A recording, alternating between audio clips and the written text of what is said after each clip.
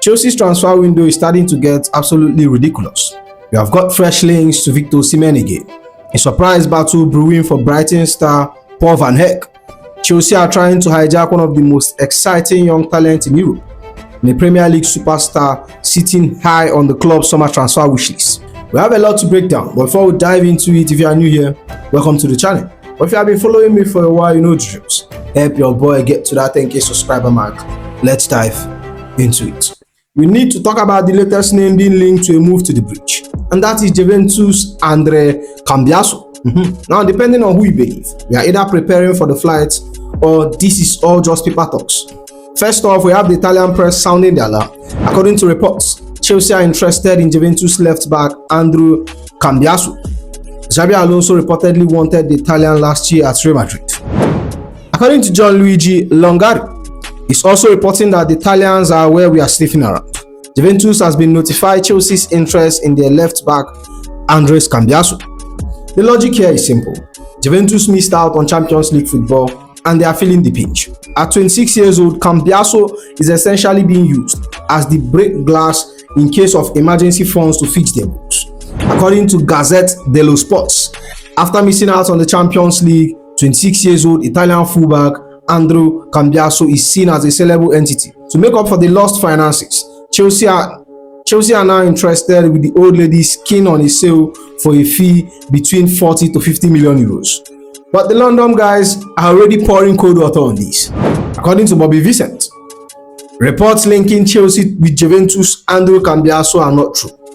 And of course, the man who never sleeps, Fabrizio Romano, chimed in to tell us to calm down. According to Fabrizio, no talks so far between Chelsea and Andrea Cambiaso, despite reports this week.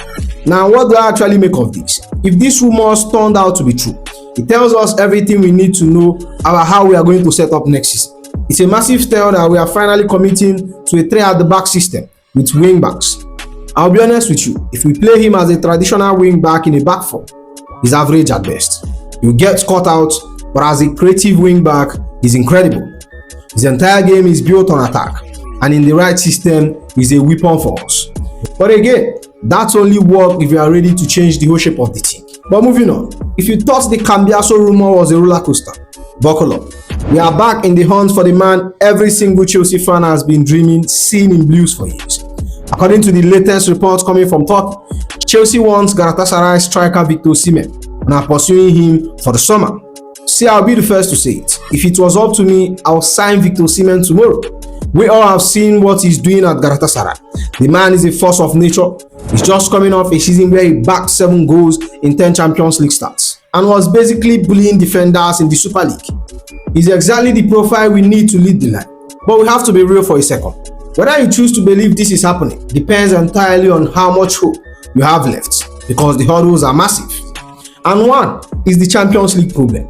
We are officially out of Champions League for next season. Trying to convince one of the best strikers in the world to leave a club where he's a god and playing at the top level to join a project that is still finding its feet.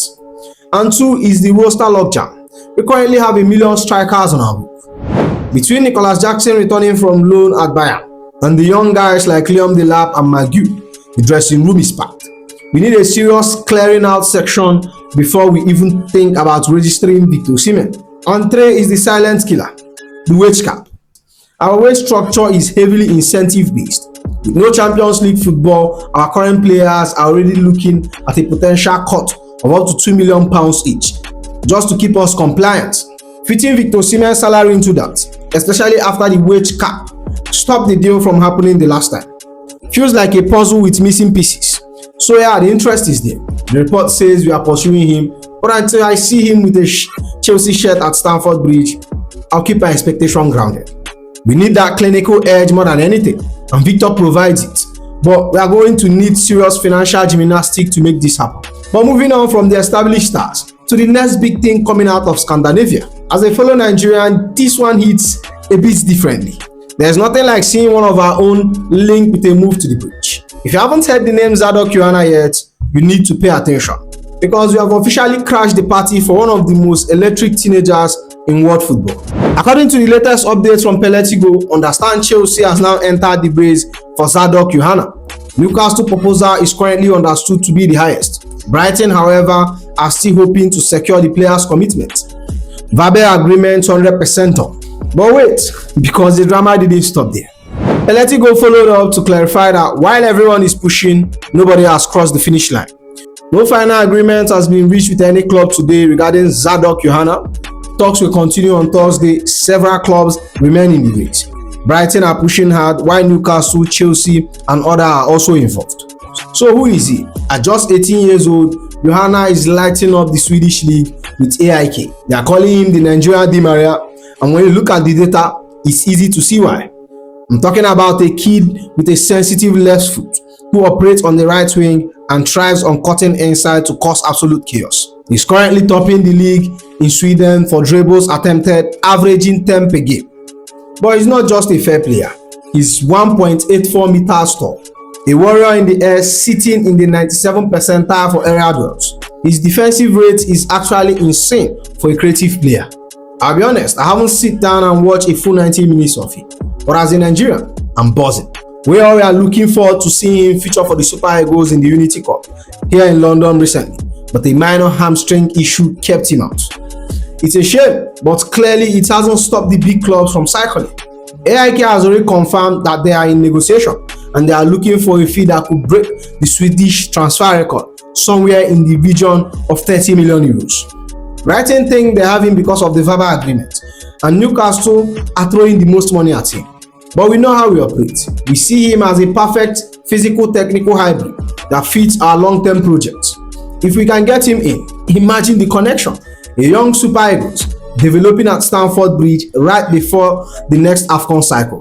That is the dream. We have entered the race late, but with the talk continuing, we need to move fast if we are going to disrupt Brighton's plan and bring the Nigerian Di Maria to West London. But moving on, it's getting crowded on that wish list, and the latest name is a familiar face for anyone following the Premier League top performance this season. We are talking about Aston Villa talisman, Morgan Rogers.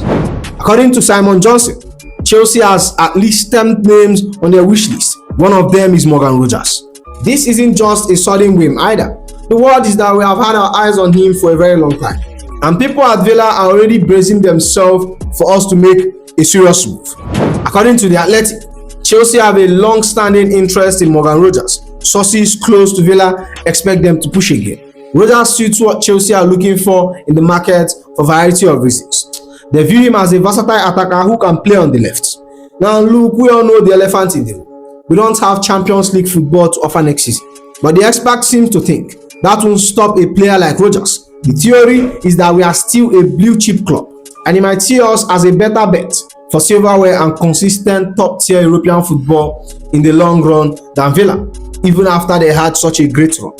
The Athletic add, missing out on the Champions League is unlikely to be a major stumbling block for Morgan Rogers, given that, in theory at least, Chelsea should be in better position to challenge for silverware next season and more readily able to compete in European blue chip competition than Villa.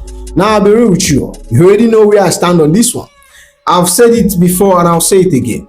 He's not joining us. Not only is he coming off a massive season where he helped Villa win the Europa League and secure 4th place, but Arsenal are also pushing hard for him.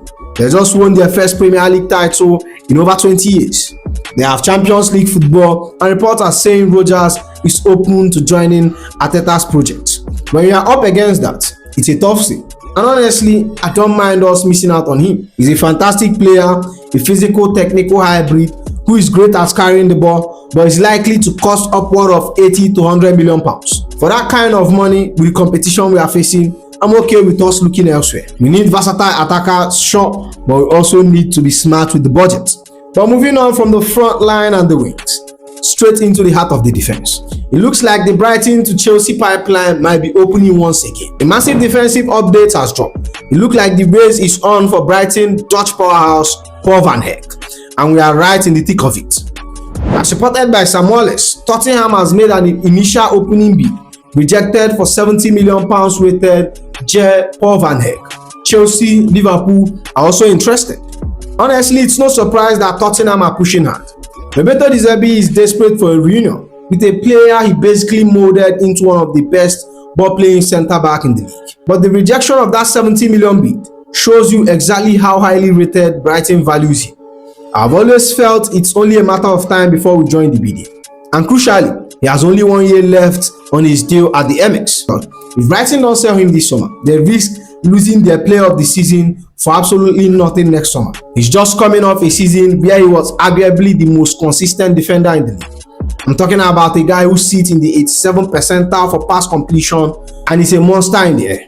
We saw it ourselves when we played against them in April. It was almost impossible to get past in 1v1, and he drives the ball forward like a peak Franz Beckenbauer. So, do I think we should get involved? Absolutely. We know the system we are moving towards, and Paul van Hecke is the ultimate modern defender. He's calm under pressure, he has the elite rhythm of the game that marks his lack of pure pace, and he's already comfortable with the high intensity technical demand of the Premier League. Plus, as we discussed with Yohanna and Osimhen links, we need players who can dictate the tempo from deep. But the only issue is that 70 million price tag and the competition. Liverpool sees him as a long-term successor to Virgil van Dijk, and Spurs has Roberto Di Zerbi connection.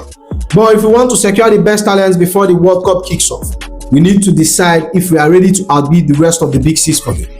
And with that said, that's the end of the video, my friends. Make sure you like, comment and subscribe, and I'll see you in the next one. Igobi.